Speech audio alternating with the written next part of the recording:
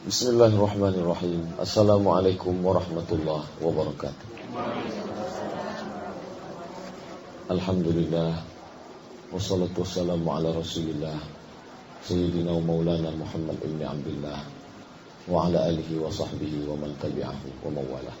Bapak, ibu, hadirin, tak dapat saya sebutkan nama satu persatu, tapi insyaAllah kita ini semua adalah hamba-hamba yang dimuliakan Allah subhanahu wa ta'ala. Amin ya rabbal alamin. Malam ini malam pertama untuk kajian Jumat, malam Sabtu. Hadis yang kita kaji malam ini dari kitab Sahih Muslim. Nama perawinya Tamim Ad-Dari. Ada dua penyebutan, satu Tamim Ad-Dari, satu Tamim Ad-Diri.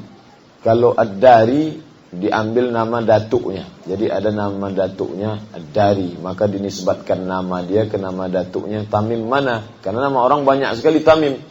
Biasanya orang Arab pakai dinisbatkan ke kabilah, ke suku, ke kampung, tapi dia dinisbatkan ke nama datuknya, maka disebut dia dengan Tamim Ad-Dari. Tapi kalau dinisbatkan kepada diri, berarti nama tempat ibadah. Orang Arab dulu, kalau dia agamanya Kristen, dia membuat satu rumah khusus tempat ibadah. Kalau kita musola, tempat ibadah. Tempat khusus ibadah itu namanya dir. Dal, ya, ra, dir. Jadi kalau bapak ibu pergi ke Saint Catherine, ke Bukit Jabal Musa, naik ke atas, di bawah itu ada dir namanya. Jadi kalau tanya guide, ini apa? Ini namanya dir. Dir itu rumah ibadahnya orang Kristen. Dia bukan gereja, tapi rumah yang dibangun khusus tempat untuk beribadah. Namanya dir. Jadi kalau disebut Tamim Ad-Dari, dinisbatkan ke datuknya. Kalau disebut Tamim Ad-Diri, dinisbatkan ke tempat ibadah. Kok dinisbatkan ke dir tempatnya orang Kristen? Karena Tamim Ad-Dari ini agama aslinya Nasrani, orang Kristen sebelum masuk Islam. Kapan dia masuk Islam? Tamim Ad-Dari masuk Islam tahun ke-9. Jadi jauh belakangan. Jadi kalau tahun ke-8 itu pembebasan kota Makkah, tahun ke-9 dia baru masuk Islam, tahun ke-10 Nabi naik haji, tahun ke-11 Nabi meninggal. Jadi dia masuk Islam lebih kurang 2 tahun tak sampai sebelum Nabi SAW meninggal. Itulah Tamim Ad-Dari. Riwayat hadisnya tak banyak, sedikit dia meriwayatkan hadis. Dalam Sahih Bukhari tak ada sama sekali. Dalam Sahih Muslim inilah hadis satu-satunya diriwayatkan oleh Tamim Ad-Dari. Mungkin dia sedikit meriwayatkan hadis karena masa dia hidup dengan Nabi sebentar. Tapi bagaimana dengan ibadahnya? Seorang ulama namanya Imam As-San'ani punya kitab namanya Subulus Salam. Dalam kitab Subulus Salam ini dikatakan oleh Imam As-San'ani bahwa Tamim Ad-Dari kana yukhtimul Quran fir raka'ah. Dia pernah mengkhatamkan Al-Quran dalam satu rakaat. Jadi jangan macam-macam dengan Tamim Ad-Dari. Jadi kita mendengar Nabi diriwayatkan Aisyah baca rakaat pertama surat Al-Baqarah, kita menggeleng karena kita membandingkannya dengan kita Qul Huwallahu Ahad. Tapi kata Imam As-San'ani dalam kitab Subulus Salam, karena artinya pernah terjadi, Tamim Ad-Dari ini yang meriwayatkan hadis kita malam ini, yukhtimul Quran fir raka'ah, pernah mengkhatamkan Al-Quran satu rakaat. Memang dia pernah menyembah Yesus Kristus, Allah Bapa, Anak Allah, Rohul Kudus, karena dia Kristen. Memang dia pernah beribadah di dir, bahkan namanya pun disebut Tamim Ad-Diri, pernah beribadah. Kepalanya pernah dia sujudkan ke salib, tapi masa lalu itu pernah dia tutupi dengan pernah khatam Quran dalam satu rakaat. Lalu kita bangga, bapak saya Islam, ibu saya Islam, tinggal negara muslim terbesar. Apa kelebihan kita dengan Tamim Ad-Dari? Belum ada apa-apanya dibanding Tamim Ad-Dari. Oleh sebab itu jangan kita meremehkan orang yang punya masa lalu gelap. Kenapa? karena dia pernah mempunyai masa depan yang cerah menghatamkan Al-Quran dalam satu rakaat. Kalaulah dibaca Quran itu satu juz dengan bacaan yang cepat sekali, tentunya bacaannya cepat. Jadi tidaklah rakaat keduanya tak itu lagi. Kalau satu rakaat itu dibaca khatam, kemudian rakaat kedua khatam lagi, maka malamnya zaman dulu berapa jam? Sepanjang-panjangnya malam. Beda malam musim panas dengan musim dingin. Jadi kalau rakaat pertama dia baca cepat dengan bacaan cepat, itu paling tidak mungkin 10 jam. Tapi bisa terjadi itu musim panas. Karena kalau musim panas lama panjang malamnya bisa terjadi. Tapi rakaat kedua tidak dia panjang. Mungkin rakaat keduanya sedikit sekali ayat yang dia baca. Intinya kalau menurut riwayat ini bahwa dia pernah melaksanakan salat dalam tegak yang lama. Itu sebenarnya yang diinginkan oleh Imam As-San'ani dengan menceritakan bahwa Tamim Ad-Dari membaca Al-Quran. Bahwa ada yang mengkhatamkan Al-Quran dalam satu malam, itu bukan sesuatu yang baru. Imam Ahmad bin Hanbal diriwayatkan mengkhatamkan Al-Quran dalam tahajud. Imam Syafi'i mengkhatamkan Al-Quran dalam tahajud satu malam. Tapi membaca Quran satu rakaat, baru inilah saya baca dalam kitab Subulus Salam. Imam San'ani menyebutkan Tamim Ad-Dari. Meninggal tahun 9. Apa hadis yang diriwayatkan? Kata dia, qala Rasulullah sallallahu alaihi wasallam. Rasulullah bersabda, apa kata Rasulullah? 3 kali Nabi katakan, ad-dinun nasihah, ad-dinun nasihah, ad-dinun nasihah. Agama, din itu agama. Dinul Islam, agama Islam. Agama itu nasihah. Agama itu nasihah. Agama itu nasihah. Biasanya kita kalau tamar butoh di ujung, itu kita sebut T. Nasihah dalam bahasa Arab kita sebut nasihat. Apa makna nasihat? Banyak sekali kata dalam bahasa Arab pindah ke bahasa kita, lalu kita kehilangan maknanya. Kalau ditanya nasihat ini bahasa Arab, ya apa arti nasihat? Nasihat ya nasihat. Apa nasihat? Maka untuk tahu maknanya, kita tengok penggunaan kata nasihah dalam bahasa Arab. Ada 2 penggunaan kata nasihah dalam bahasa Arab. Pertama, nasahar rajulu thawbahu. Nasaha, kata nasihah tadi fi'il madinya nasaha. Nasahar rajulu thawbahu. Seorang laki-laki menasehati. Kalau kita artikan nasihatu menasehati, nasahar rajulu thawbahu, seorang laki-laki menasehati kainnya. Apa maknanya? Makna nasaha di sini menjahit kain yang robek. Itu arti nasaha. Jadi kalau ada orang sedang menasehati kita, maka dia menengok dalam diri kita ini ada yang robek. Oleh sebab itu dia merasa perlu kawan ini dijahit. Bukan kulitnya robek, bukan mulutnya sobek, tapi ada sesuatu dalam dirinya itu yang perlu dijahit.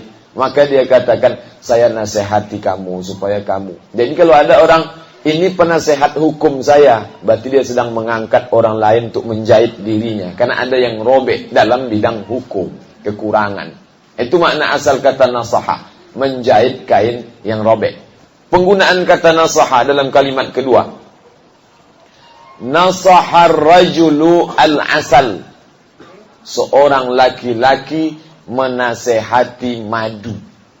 Apa pula ni nasihat? Jadi menasehati kain artinya menjahit kain yang robek. Menasehati madu maksudnya membuang lilin yang ada di dalam madu. Jadi ketika madu terkumpul bercampur dengan lilin yang dari sarang lebah, maka ketika seorang membuang lilin dan sampah, tinggallah madu yang murni, dia sedang melakukan nasihat.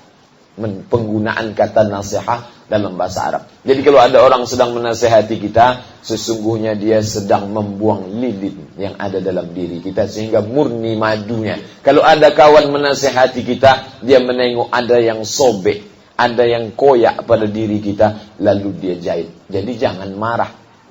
Jangan tersinggung. Kenapa? Karena dia ingin memurnikan kita menjadi madu yang murni, dan dia ingin membuat kita menjadi kain yang utuh, yang dapat dipakai, yang bermanfaat buat diri dan orang lain.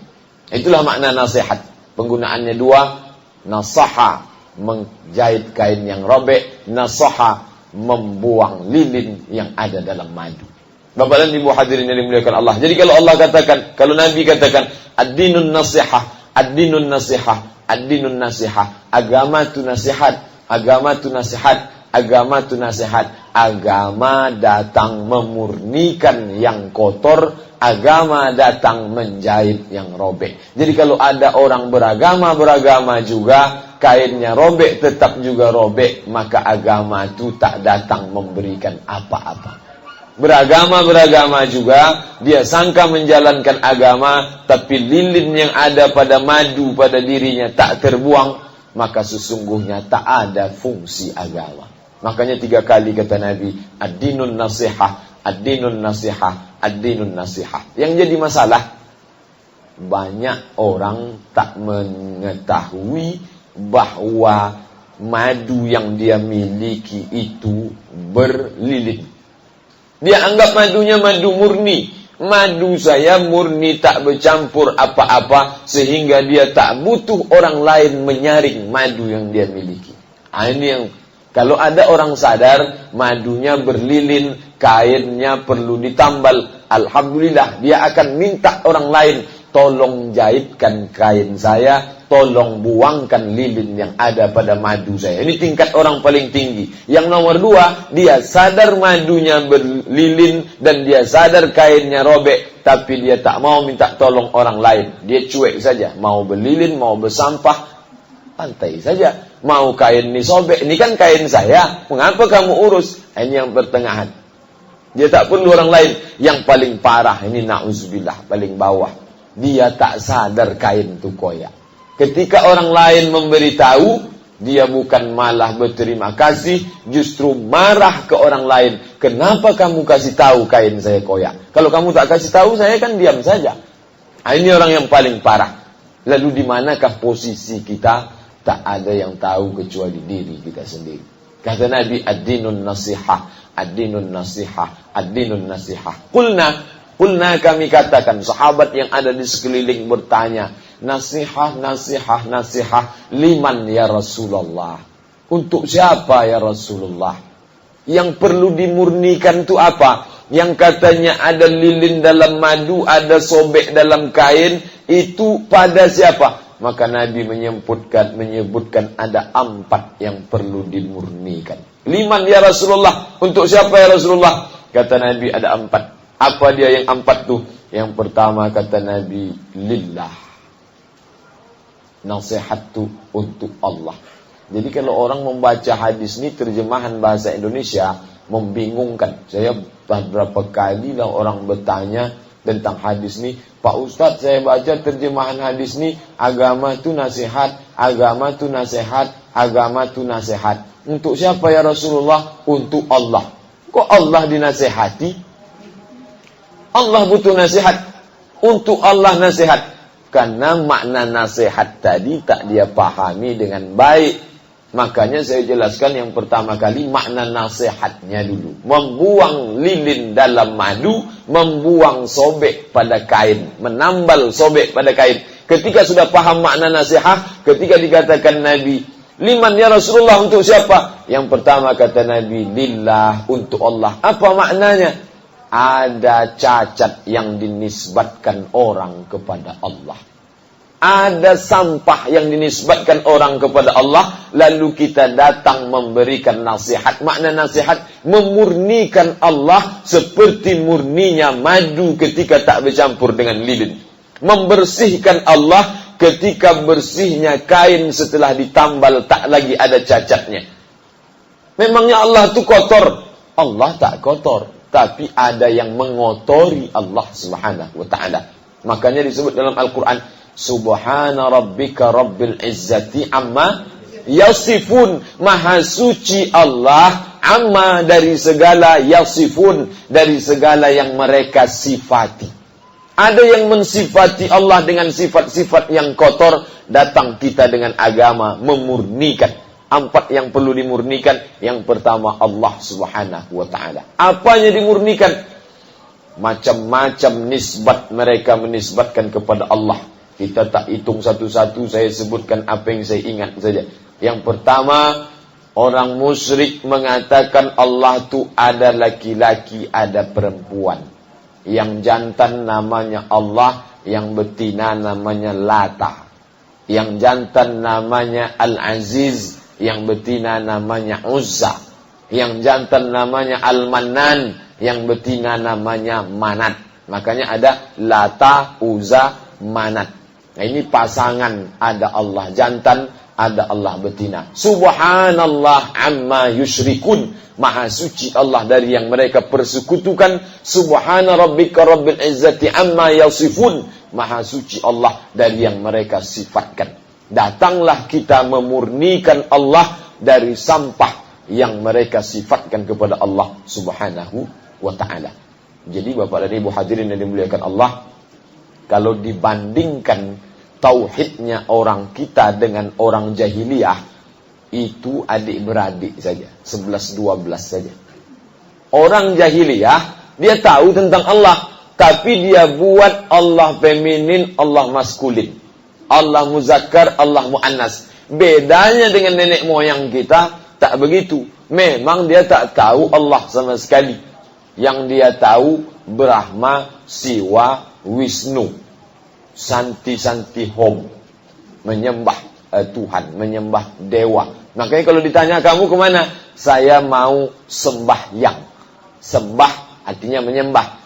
Sang Hyang Widi, nama Tuhannya. Jadi sembahyang menyembah Sang Hyang Widi. Jadi tugasnya kalau ditanya mana yang lebih berat, mengislamkan orang jahiliyah apa mengislamkan nenek moyang orang Nusantara? Saya tak bisa mengatakan mana lebih berat. Bapak Ibu bisa timbang sendiri. Kalau mengislamkan Abu Jahal, Abu Lahab, Abu Sufyan, dia bukan menambah. Allah sudah ada, tinggal mengurangi. Lata, Uzza, Manat, Hubal, Jibti, Taghut, ini buang. Tinggalkan Allahnya tunggal. Tapi kalau mengislamkan orang Nusantara, itu bebannya 2 kali. Pertama, menghilangkan Brahma, Siwa, Wisnu, Sang Hyang Widi, baru memunculkan Allah subhanahu wa ta'ala. Jadi kalau sampai sekarang mengapa Allah di Indonesia ini masih belum murni? Karena memang proses penghapusan dan pembersihan itu belum selesai.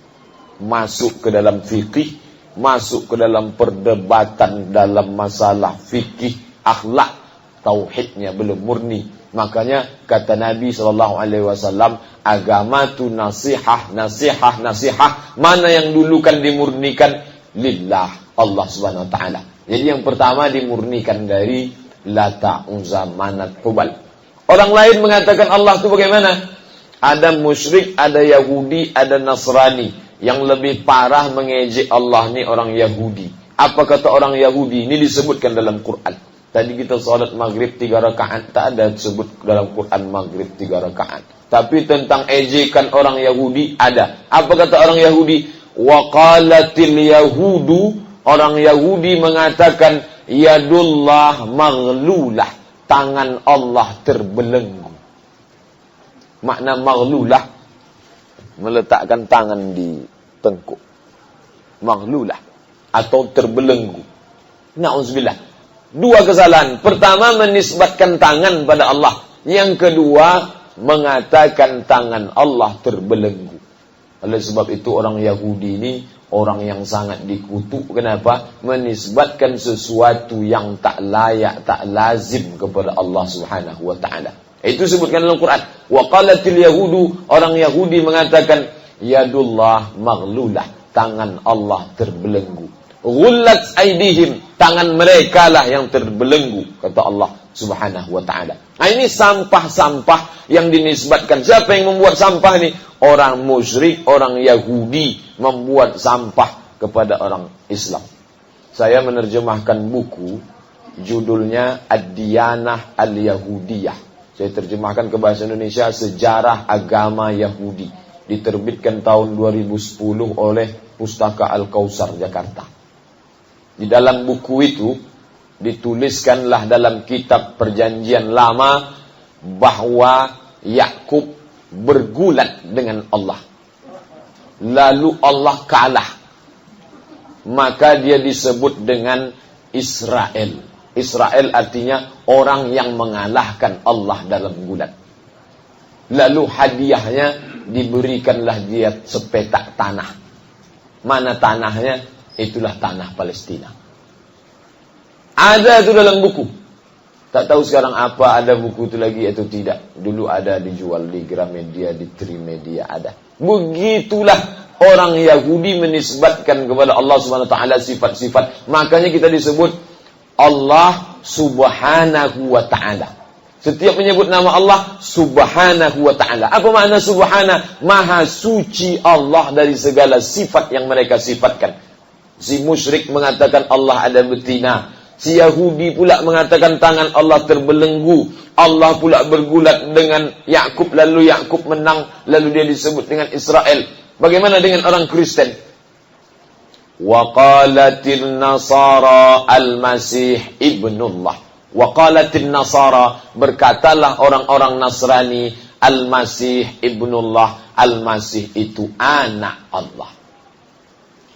Sifat yang kelima, sampah kelima. Sampah pertama, Allah ada feminin. Sampah kedua, tangan Allah terbelenggu. Sampah ketiga, Allah Subhanahu wa taala bergulat dengan Yakub, lalu dia disebut Israel, orang yang menang bergulat dengan Allah. Sampah keempat, dikatakannya Allah punya anak, nama anaknya itu Al-Masih. Sampah kelima, wa qalatil yahudu Uzairun ibnullah. Ada dalam Quran. Wa qalatil yahudu, berkatalah orang Yahudi, Uzairun ibnullah, Uzair itu anak Allah. Yahudi dan Nasrani sama-sama menodai Allah. Dia katakan Allah itu punya anak, dia katakan Allah itu punya anak. Yahudi nama anaknya Uzair, Allahnya orang Nasrani nama anaknya Isa ibni Maryam. Ketika Nabi Muhammad datang, Nabi tak menjelaskan tentang Allah, karena Allah sudah dijelaskan oleh Nabi Adam, diwariskan pada Nabi Nuh, masuk kepada Idris, masuk sampai kepada Nabi Ibrahim alaihissalam. Nabi Ibrahim turun ke Ishak, Nabi Ibrahim turun ke Ismail, teruslah turun ke bawah sampai pada masa Kilat, punya anak Qusay, kemudian turun ke bawah sampai Nabi Muhammad SAW. Bedanya Allah ini ibarat madu tadi, bercampur sampah, bercampur lilin. Ibarat kain-kain yang diberikan Nabi Ibrahim itu kain yang baru, yang murni. Datang ini gunting sudut sana, datang ini sobek di sudut ini. Maka Nabi Muhammad SAW datang memurnikan madu yang kotor, menjahit, menghilangkan sobek pada kain yang dibawa oleh Nabi Ibrahim alaihissalam. Kepada ibu hadirin yang dimuliakan Allah, yang pertama adalah ad-dinun nasihah, agama itu nasihah, memurnikan agama lillah. Allah pertama yang dimuliakan. Yang kedua, wali kitabihi, kitab sucinya. Meyakini bahwa kitab suci itu murni. Ibarat air, dia murni tak bercampur apa-apa. Itulah kitab suci yang diturunkan Allah Subhanahu wa taala. Tapi ketika dalam perjalanannya, kitab suci ini dikotori, dinodai, bercampur dengan sampah. Sampah yang mereka masukkan kepada Allah, kita sudah bahas. Masuk yang kedua, sampah apa yang mereka masukkan dalam kitab suci. Apa kata Allah? Yuharrifunal kalima amma wadhi'ihi. Mereka otak-atik kalimat dari tempatnya. Mereka berikan interpretasi sendiri. Itu yang pertama. Kalimatnya tetap ada, tapi maknanya dirubah, dipelintir, di otak-atik. Ini kerja orang Yahudi dan Nasrani. Datang Nabi Muhammad memurnikan itu. Ini sampah pertama. Sampah yang kedua, yaktubunal kitaba bi aidihim. Mereka tulis kitab itu dengan tangannya sendiri. Wa yaqulun, kemudian dia katakan, haza min indillah. Ini datang dari Allah Subhanahu wa taala. Matius menulis, Markus menulis, Lukas menulis, Yohanes menulis 4 Injil dalam perjanjian baru New Testament. Mereka katakan itu dari Allah, padahal ditulis dengan tangan sendiri, lalu dikatakan dari Allah Subhanahu wa taala. Kapan ditulis? Jauh setelah masa Nabi Isa alaihi salam. Lalu ditulis pula 14 surat lagi tambahan. Siapa yang menulis? Lebih fatal lagi, ditulis oleh Paulus. Padahal Paulus tak pernah beriman kepada Yesus Kristus.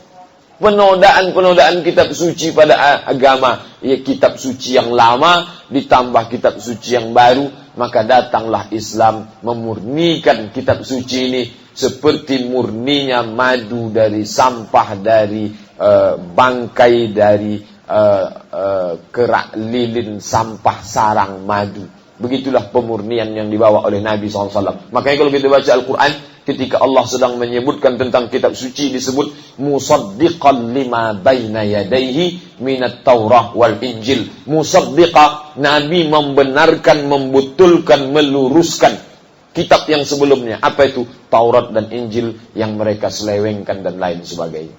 Bapak dan Ibu hadirin yang dimuliakan Allah Subhanahu wa taala, kita bersyukur diberikan Allah Subhanahu wa taala kitab suci yang ditulis pada masa Nabi sallallahu alaihi wasallam.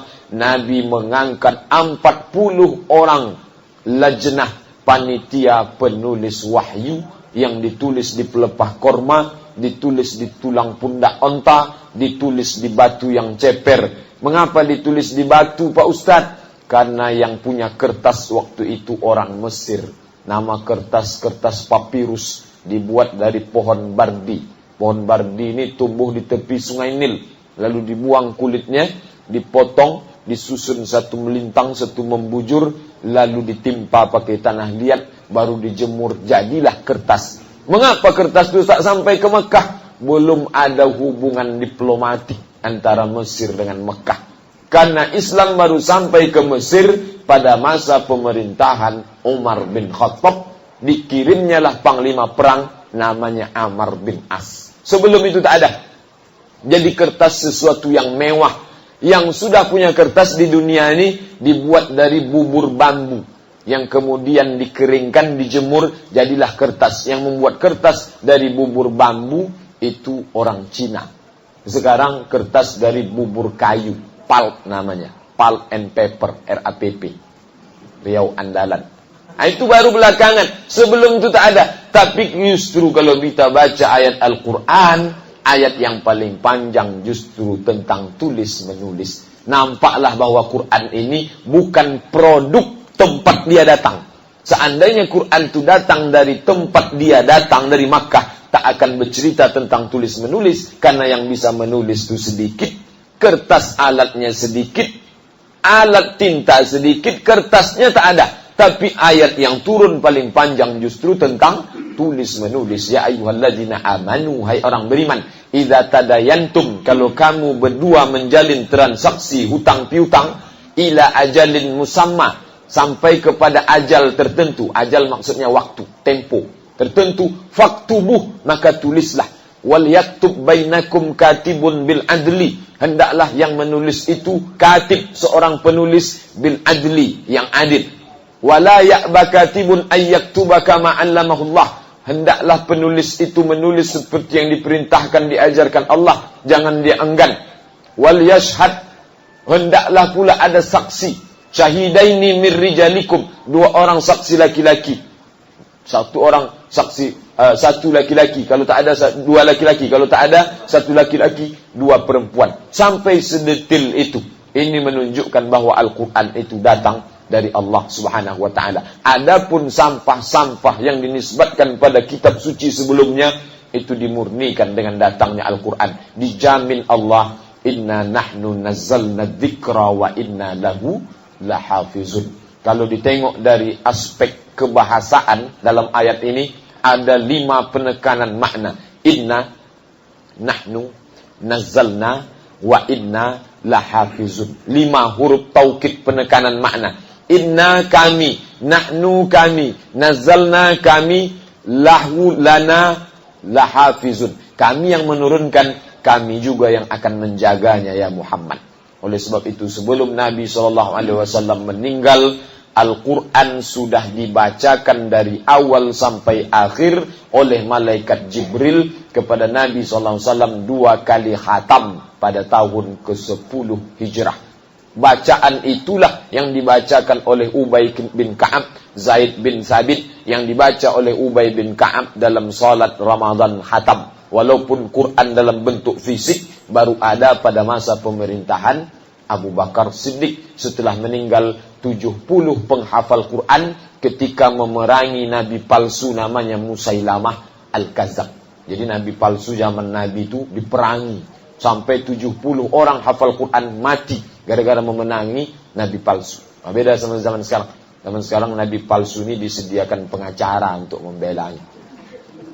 Bapak dan Ibu hadirin yang dimuliakan Allah Subhanahu wa taala. Yang pertama dimurnikan Allah, yang kedua dimurnikan kitab suci Allah dari sampah-sampah ini. Yang ketiga yang dimurnikan wali rasulihi, rasul utusan Allah Subhanahu wa taala ini pun dimurnikan. Kenapa? Karena banyaknya sampah-sampah yang dinisbatkan kepada rasul utusan Allah. Baik Nabi Muhammad SAW maupun nabi-nabi sebelumnya. Nabi sebelumnya akan kita bahas Nabi Muhammad dulu. Apa yang mereka katakan kepada Nabi Muhammad? Yang pertama mereka katakan Nabi Muhammad itu sahirun, tukang sihir. Maka dibantah oleh Allah Subhanahu wa taala, Yasin wal Qur'anil Hakim, innaka laminal mursalin. Innaka, engkau ya Muhammad, laminal mursalin. Sungguh, kalau dibaca lamnya pendek, laminal mursalin, sungguh engkau itu termasuk rasul. Tapi kalau dibaca panjang, innaka laminal mursalin, sesungguhnya engkau bukan rasul. Oleh sebab itu membaca Quran panjang pendek perlu diperhatikan, karena beda makna panjang dan pendek. Innaka laminal mursalin, sesungguhnya engkau itu sungguh salah seorang rasul utusan Allah. Untuk apa ayat ini turun? Membantah tuduhan yang pertama mereka katakan Nabi Muhammad itu sahir, penyihir. Jadi Al-Quran itu dapatnya dari bisikan jin. Karena zaman dulu tukang sihir itu berkawan sama jin. Ada MOU dengan jin. Jin zaman sekarang pun ada. Jadi dalam buku Isa Daud itu dituliskan, ditunjukkan contoh surat perjanjian manusia dengan jin. Kontrak, ada teken kontrak dia dengan jin. Dan itu disebutkan dalam surat jin. Wa inna minal insan, ada sekelompok dari manusia itu ya'udzuuna, wa inna rijalan, sekelompok dari manusia ya'udzuuna birijalin minal jin, memohon perlindungan dari jin. Nabi Muhammad mereka tuduh, lalu kalimat yang indah-indah itu datangnya dari jin. Kemudian mereka tuduh pula Nabi Muhammad itu kadzab, pendusta. Kemudian mereka tuduh pula Nabi Muhammad SAW itu belajar kepada orang Yahudi. Mengapa Nabi Muhammad bisa tahu Nabi Musa? Padahal jarak dia dengan Nabi Musa jauh ribuan tahun. Mengapa Nabi Muhammad tahu tentang Nabi Isa? Padahal jarak dia dengan Nabi Isa 571 tahun. Mereka tuduh Nabi Muhammad belajar kepada orang Yahudi. Maka Allah buktikan bahwa Nabi itu tak pernah belajar sama sekali. Dikatakan dia membaca, dia buta huruf, dia tak bisa baca. Dikatakan dia belajar, mengapa informasi yang dia sampaikan lebih aktual, lebih akurat, lebih lengkap daripada informasi yang mereka punya. Kalau dia katakan diambil dari mereka, tentunya dia copy paste, ambil yang sedikit. Tapi kok dibandingkan, justru informasi Nabi Muhammad lebih lengkap daripada mereka. Mereka hanya bercerita tentang Nabi Isa setelah jadi Rasul.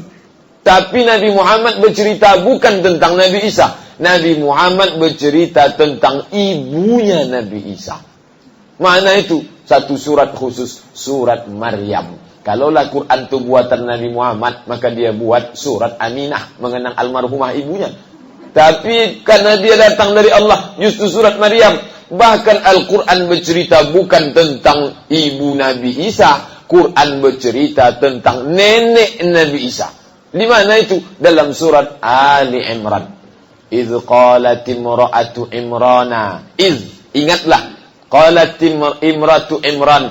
Ketika istri si Imran berkata. Apa kata istri Imran? Rabbi ya Tuhanku, nazartu aku bernazar, laka ma fi batni, aku bernazar apa yang ada dalam perutku ini, kalau anakku ini lahir nanti dia akan aku jadikan muharrara. Arti muharrara dalam kitab tafsir, li khidmati baitil maqdis. Ya Allah, kalau anakku ini lahir, dia tidak aku suruh mencari nafkah, dia tidak aku suruh bekerja, bertani dan berdagang, kerjanya hanya untuk mengabdi di Baitul Maqdis. Falamma wada'atha, ketika dia melahirkan anak, apa kata dia?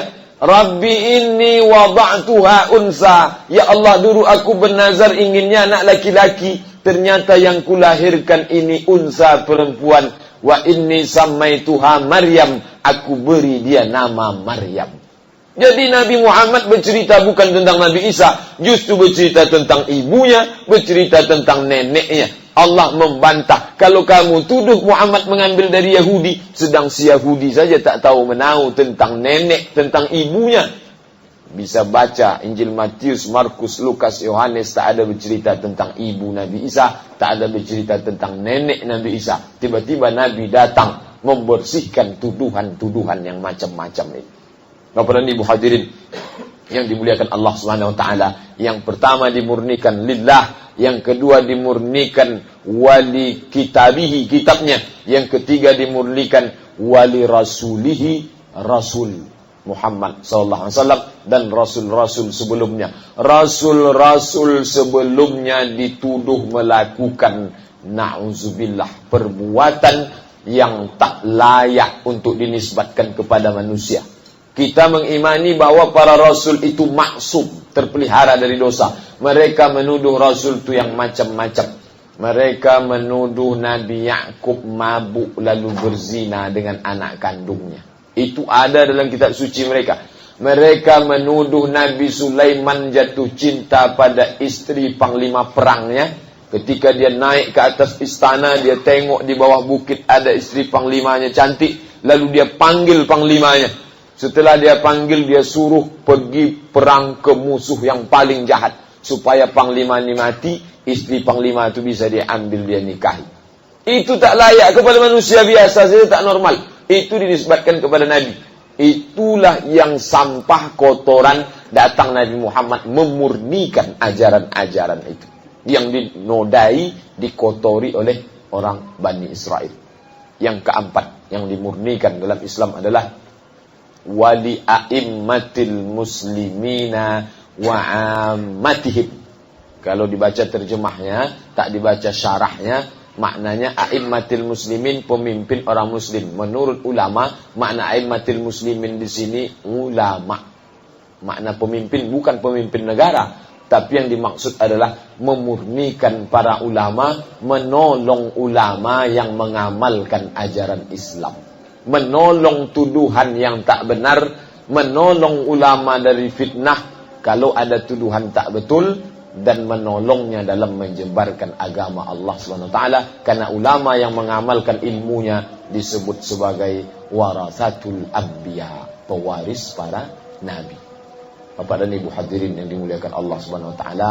Jadi kalau nanti terbaca hadis ini di internet, di koran, nampak terjemahnya, agama itu nasihat, agama itu nasihat, agama itu nasihat. Untuk siapa ya Rasulullah? Untuk Allah. Pahamlah makna, bukan kita menasihati Allah, memurnikan Allah, memurnikan kitab, memurnikan Rasul, menolong ulama dan kaum muslimin dari sampah-sampah yang dinisbatkan oleh musuh-musuh Allah Subhanahu wa taala. Pertanyaannya, dari mana kita bisa memurnikan kalau kita tak tahu mana yang murni, mana yang kotor? Orang hanya bisa memurnikan madu dari lilin kalau dia bisa membedakan ini madu, ini lilin. Tapi kalau tak bisa dia membedakan, dia sangka lilin itulah madu. Makin banyak lilinnya, makin bagus kualitas madunya. Ayolah ditengok sekarang orang jual madu. Sengaja dimasukkan madu lilin ke dalam madu. Lalu disangka ini asli. Oleh sebab itu kita baru tahu sampah kalau tahu mana yang benar, baru tahu mana yang sampah. Oleh sebab itu, mengetahui kebenaran Nabi, baca sejarah Nabi. Mengetahui kebenaran Allah, dalami kitab Tauhid. mengetahui kebenaran ulama, baca biografi para ulama, mengetahui kebenaran kitab, perdalam kitab-kitab tafsir. Alhamdulillah keempat unsur ni ada di Pekanbaru. Mendalami kitab tafsir, datang Masjid Agung An-Nur. Mendalami sirah Nabi, datang Masjid Istihad Rumbai. Mendalami tentang sejarah para ulama, ini bisa baca sendiri. Beli buku biografi ulama, tak paham tanya, tak bisa jumpa SMS, tak bisa cari waktu jumpa. Ustaz tu tak tahu, berarti untuk PR buat dia pula nyari jawaban. Bapak dan Ibu hadirin dimuliakan Allah SWT, azan Isya, habis waktu kita. InsyaAllah apa yang kita kaji ini ada manfaatnya. Terima kasih atas segala perhatian. Kita akhiri membaca kafaratul majlis. Subhanakallahumma wa bihamdika asyhadu an la ilaha illa anta astaghfiruka wa atubu ilaih. Wassalamualaikum warahmatullahi wabarakatuh.